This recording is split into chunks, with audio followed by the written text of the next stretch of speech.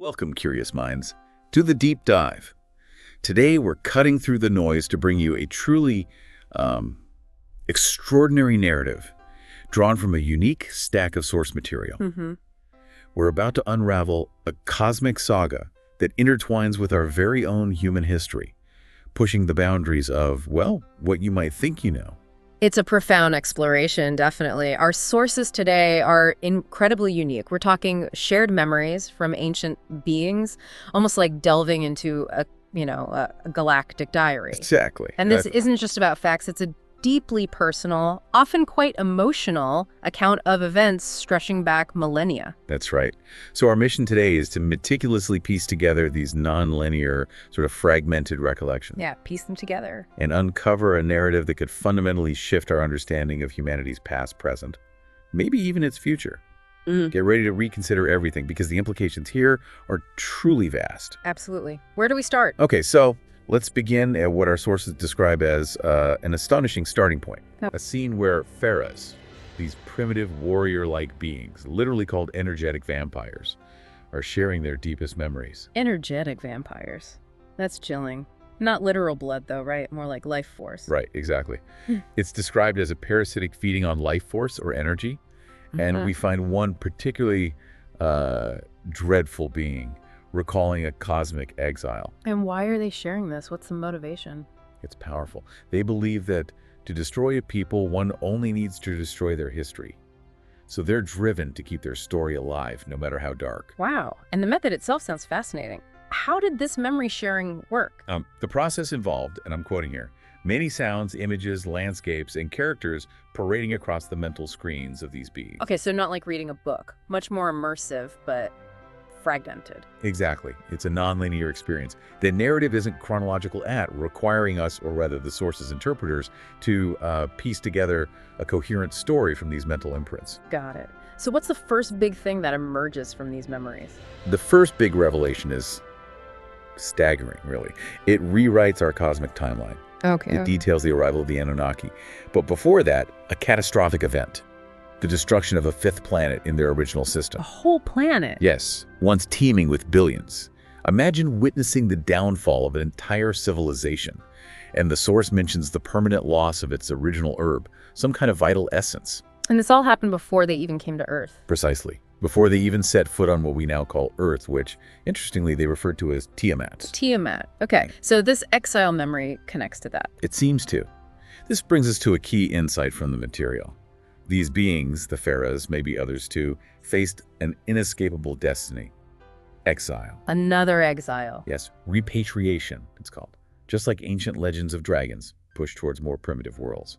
Their time on Earth, or Tiamat, had passed. They couldn't re-embody here anymore. So the core takeaway is profound. It is. The history of Earth spirits and our own human story is presented as being completely intertwined for endless millennia with the history of these children of the stars. Wow. Okay, so after this cosmic prehistory, the Anunnaki arrive on Tiamat, on Earth. What happens then? Right. So our sources describe a period of really intense activity. You've got political intrigues, genetic manipulations, war between federal families, disputes between brothers. Sounds dramatic, a real saga. It really is. A saga of space beings ultimately settling on Earth. And crucially, they even began to interbreed or miscegenate with the native Earth populations. And this is where figures from our history come in. Exactly. Yeah. Suddenly, enigmatic figures we know or think we know, like Melchizedek, Noah, Enoch, even Akhenaten, they're revealed in a completely new light, understood through the lens of this cosmic arrival, their connection to these visitors. That's huge. So who are these Anunnaki, genetically speaking? The source goes into that. It does. We learn about the Homo capensis species, which supposedly birthed the Anunnaki. Homo capensis. Yeah. And they had inherent physical and psychic differences. Taller individuals, the source claims, had less propensity for what we'd call paranormality. Okay, less psychic ability. Right. Whereas the shorter ones possessed a subbrain, kind of an auxiliary cognitive structure. A subbrain, wow. Yeah, that allowed for simultaneous dedication to different lines of thought, basically parallel processing in their minds. Incredible. And different densities too? Diverse physical densities, yes. And that apparently played a crucial role once they adapted to Earth's environment. Okay, so they're here, they have these different traits. What did they do next? experiments. That's where it gets really interesting. With the Anunnaki settled, their focus turned to Earth's existing life. They started what the sources describe as the very first genetic experiments. What kind of experiments? Initially, they tried mixing different animals, created numerous aberrations, apparently, just trying to understand the genetic code here. Early days, trial and error. Exactly. But the breakthrough came in Southeast Africa, was now Zimbabwe. They found the most suitable hominid there. The right base model, so to speak. Pretty much. A scientist named Ninti, along with Enki, a major figure, got Anunnaki gametes. Specifically, 2 ovum extractions from Anunnaki females and sperm from a young male. Okay. They studied these carefully, especially from the denser-bodied Anunnaki, and modified the sperm. The goal was to fertilize the ovum of an earthworm, a native female, with this modified Anunnaki sperm. Right. Creating a hybrid, was it straightforward? Not at all. The process is described as complex, challenging. Many failed attempts to create viable hybrids. They were apparently just about to give up when they decided to try implanting a fertilized ovum into the uterus of an Anunnaki female instead, someone referred to as a goddess. A surrogate, effectively. An Anunnaki surrogate. Exactly. And that worked. It led to complex births, resembling what we now call a cesarean section. Wow. And the result? Ultimately, 14 Anunnaki females gave birth to these new men, as the source calls them, 7 males and 7 females. 14. Interesting. And the source links this to myths. It does. It suggests echoes in Greek mythology, Medusa, the Minotaur, maybe originating from these early, sometimes unsuccessful hybrid creation attempts, surviving as legends with a kernel of truth. Fascinating how those stories might have real physical origins, according to this. Right. And these new humans, conceived in the Anunnaki's image, could now procreate on their own, a stable new species. But there was a catch, wasn't there? Something about lifespan. Ah, yes. The big difference. They lacked one key Anunnaki characteristic: longevity. How different are we talking? Early humans lived for maximum a little over 1,000 Earth years, which sounds long to us, but compared to the Anunnaki... The Anunnaki originally lived for approximately 28,800 Earth years. 28,000? Yes. Or 8 chars, which is their unit of time. 1 char equals 3,600 Earth years. So yeah, nearly 29,000 Earth years versus maybe 1,000. Okay, that vast difference. No wonder they seemed like gods to early humans. Immortals, practically. Exactly. It frames that whole relationship. So what did these gods share with their creation? Good question. What knowledge did they pass down? The sources say it began with medicine. A human named Despot was supposedly the first one informed. Medicine first, makes sense. Then, astronomy. To help humans understand their gods came from the stars. Makes sense, right? Yeah, establishes their origin. Followed by geography, geometry, mathematics, geology, basic building blocks of civilization. And agriculture. I seem to recall something about a flood. Yes. After a catastrophic flood event, another major point in the narrative, they taught agriculture. Introduced seeds like corn and soy, also metallurgy, mining. And eventually laws, society building. Exactly. Legislation directly influenced by Anunnaki, like Enki. Any specific figures stand out in this knowledge transfer? One particularly notable figure mentioned is Enki's favorite son, Ningishida.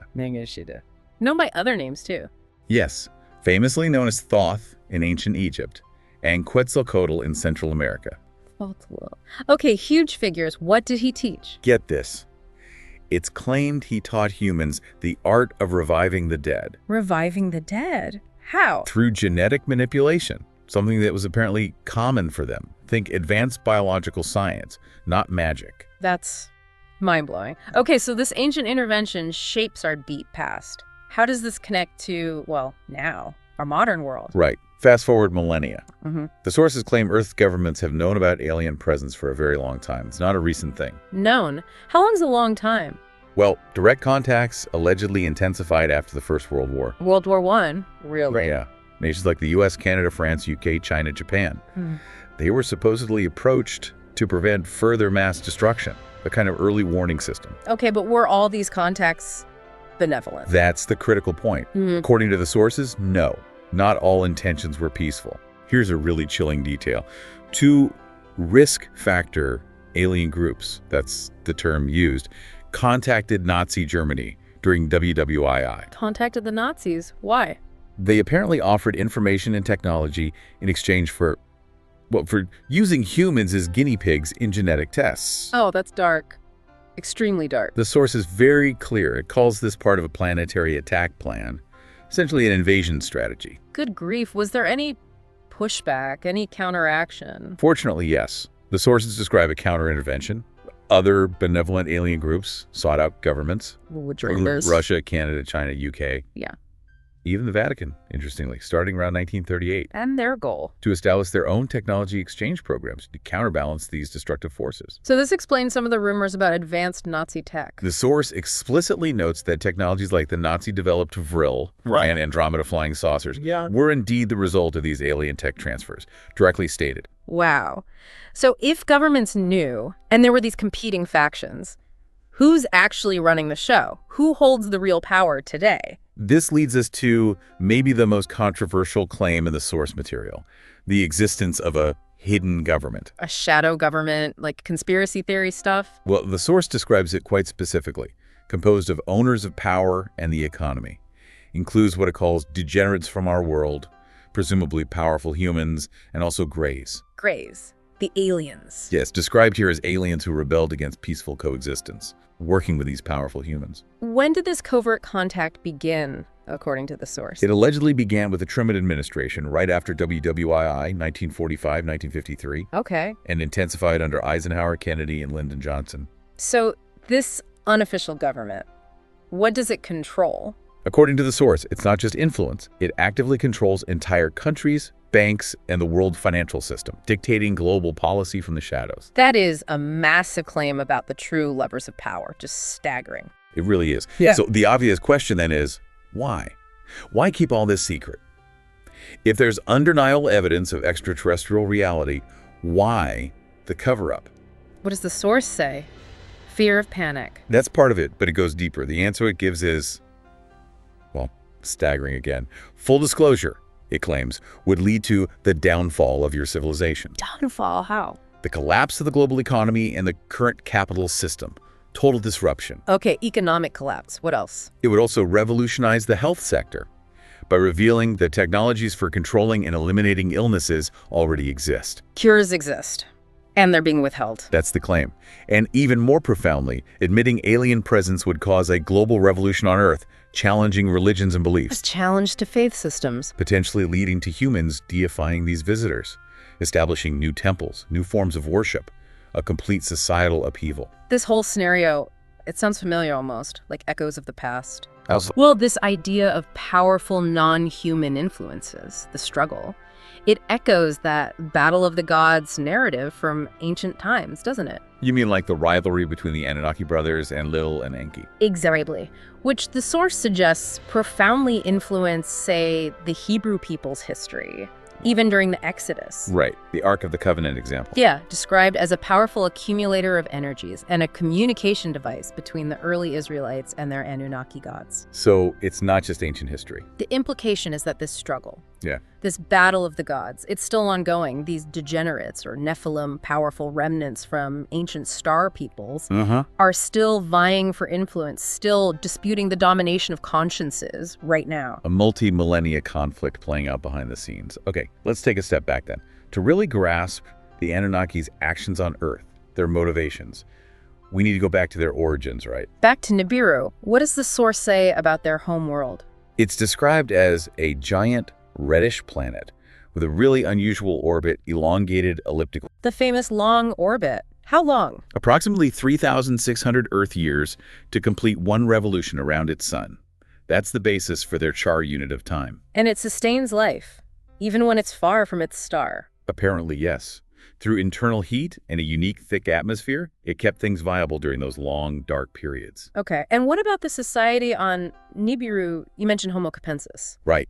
That species branched into two very similar human groups, but with subtle physical and psychic differences. The tall versus short distinction again? Presumably related to that. And what started as superficial differences escalated into radical political and philosophical division. Leading to conflict. Devastating wars, yes. Even atmospheric contamination from their conflicts. And the source adds another layer. What's that? It explicitly states that dark forces from other worlds were behind much of this destruction, manipulating Nibiru's internal conflicts, outside interference. Wow, okay, so not just internal strife. Did they ever find peace? Eventually, yes. After immense strife, Nibiru found a period of, let's say, fragile peace. They established a global government with dual leaders, one from each of the rival nations. A unified government. Did that help? For a while, it led to a boom in knowledge, new discoveries, the beginnings of space exploration. Things were looking up. But, I sense a but. But the peace was short-lived. New laws created new disputes. And critically, something catastrophic happened to the planet itself. What was it? A massive breach appeared in Nibiru's atmosphere, leading to severe environmental degradation, volcanic eruptions, widespread suffering. The planet was dying. A planetary emergency? What did they do? Faced with utter devastation, after a lot of desperate research, they discovered a potential solution. Which involved Earth. Exactly. It involved a precious element found right here on Tiamat, our Earth. That element was gold. Gold? Why gold? Apparently, when processed properly, gold could form a protective film around Nibiru, seal the atmospheric breach. Like a planetary band-aid made of gold dust. Sort of, yeah. And they also found special algae in Earth's warm waters that could potentially restore Nibiru's dying oceans and rivers. So Earth held the key to their survival, but this mission, it wasn't universally popular. No, this desperate search for resources ignited a new revolt among the Nibiruan population, which ultimately led to a decree of exile for many. Exile. So this is the origin of the group that came to Earth. This is the catalyst for the great exodus to Earth, yes. A group of scientists, including many of these rebels who perhaps questioned the plan or the leadership, they were exiled from Nibiru, sent to Tiamat with the mission, research, and mine this precious gold. So they were essentially a mining expedition, but also exiled. Right, and while thousands of Earth years passed during their mission, for them, traveling in advanced craft, it was only a few of their solar years. Time dilation, effectively. Seems like it. Over time, contact with Nibiru was lost, then eventually re-established. But here's the crucial part. What is it? The Anunnaki who came to Earth experienced such profound physical mutations due to Earth's unique environment, the density, the atmosphere, everything, that their bodies changed. They were no longer the same as those on Nibiru. They couldn't go back. They were physically altered, trapped here. Essentially, yes. Permanently prevented from returning home. This whole grand narrative is described as a true stellar saga, deeply, deeply intertwining with Earth's own history. Okay, that provides immense context for everything that happened on Earth. So, bringing it back to our present and immediate future, the source mentions a mission involving transmigration. Yes. If this is our past, what about now? The sources describe a critical ongoing mission linked to an entity called Jamar. Jamar. And the mission is? The transmigration of beings between worlds. A process, it says, that actually began during World War I and peaked in the 1940s. It's happening now. Transmigration, like moving souls. Where are these beings going? This is fascinating. We learned that Earth's moon, it's far from being a dead celestial body. The moon. What about it? It's described as a vibrant hub, hosting physical constructions, some allegedly visible to early Apollo missions, though covered up, and also ethereal cities. Cities on the moon. Physical and non-physical. That's the claim. And approximately 1/3 of the incarnate and disincarnate population of Earth is being transferred there. A third. Who are these people, or souls? They're described as rebel spirits, or souls who had exhausted their learning experiences on the planet's surface.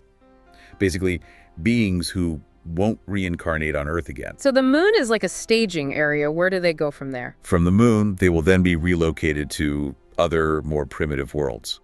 Part of that cycle of repatriation we talked about earlier. Moving souls to new planets based on their development. Okay, and humans are involved in observing this. And here's where the narrative takes a really wild turn.